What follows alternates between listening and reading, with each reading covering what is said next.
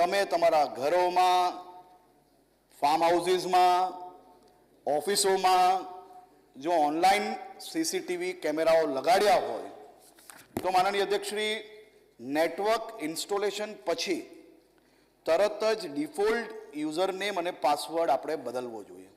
અહીંયા બેઠેલા સર્વ લોકો જાણતા હશે કે કેમેરાઓ જો ઘરમાં નાખ્યા હશે તો કેમેરાની કંપની દ્વારા માનનીય અધ્યક્ષશ્રી 2-3 પ્રકારના પાસવર્ડ અને યુઝર નેમ આપતા હોય છે। યુઝર નેમ હોય તો એડમિન હોય, પાસવર્ડ હોય તો એડમિન 1 2 3 હોય। આવા હજારો લોકોના ઘરમાં માનનીય અધ્યક્ષશ્રી તપાસ કરશો ને તો આજે બી આ જ યુઝર નેમ મળશે, આ જ પાસવર્ડ મળશે। આ યુઝર નેમ અને પાસવર્ડ જો બદલી લેશો તો કોઈ બી ચીલાચાલુ વ્યક્તિ તમારા ઘરમાં તમારા સુધી જલ્દીથી પહોંચી શકશે નહીં। મજબૂત અને યુનિક પાસવર્ડ રાખવો જોઈએ। 2 ફેક્ટર ઓથેન્ટિકેશન જે છે એની અંદર આવે એને ઇનેબલ કરશો તો જરૂરથી સુરક્ષિત રહેશો।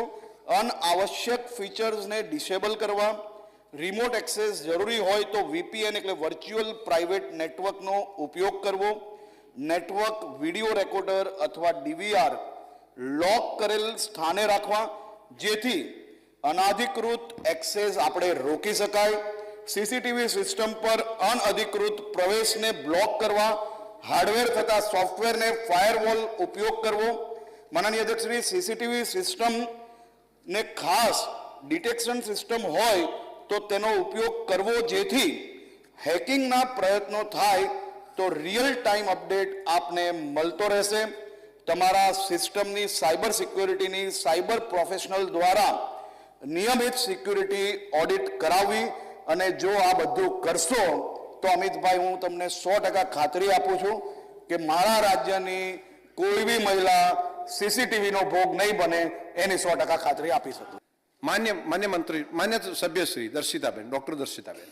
માન્ય અધ્યક્ષશ્રી, હું આપના માધ્યમથી માન્ય મંત્રીશ્રીને પૂછવા માંગુ છું કે ભવિષ્યમાં આવા બનાવ ન બને એ માટે થઈને રાજ્ય સરકારે શું પગલાં લીધા છે?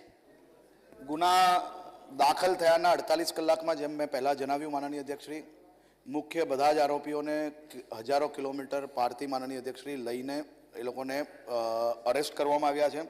આરોપીઓને કડક શિક્ષા સજા થાય તે હેતુ માનનીય અધ્યક્ષશ્રી એફઆઈઆર જે છે એમાં આઈટી એક્ટ સેક્શન 66F2 અને સાયબર ટેરરિઝમનો ઉમેરો કર્યો છે જેના કારણે માનનીય અધ્યક્ષશ્રી ગંભીરમાં ગંભીર સજા આપણે અપાઈ શકીએ તે માટેનો પ્રયાસ કર્યો છે। આ નેટવર્ક જેમ મેં પહેલાં જણાવ્યું એ પ્રકારે પેન નેટવર્ક છે, આખા ઇન્ડિયામાં છે, માત્ર ઇન્ડિયામાં નહીં ઇન્ટરનેશનલ લેવલે ફેલાયેલું છે। અલગ અલગ પ્રકારના માનનીય અધ્યક્ષશ્રી એ લોકો વિઝ્યુઅલ્સ કેપ્ચર કરતા હતા અને એને વેચતા હતા અને એને આપણે પકડવામાં સફળ થયા છે અને એના પછી માનનીય અધ્યક્ષશ્રી આ લોકો પર કડકમાં કડક સજા ઝડપથી મળી શકે તે માટે ફાસ્ટ ટ્રેક કોર્ટની અંદર ચલાવવા માટે લો ડિપાર્ટમેન્ટ અને અમારું સંકલન થયું છે અને આવનારા દિવસોમાં એ બાબતે માનનીય અધ્યક્ષશ્રી અમે હાઈકોર્ટની અંદર અપીલ કરવાના છે।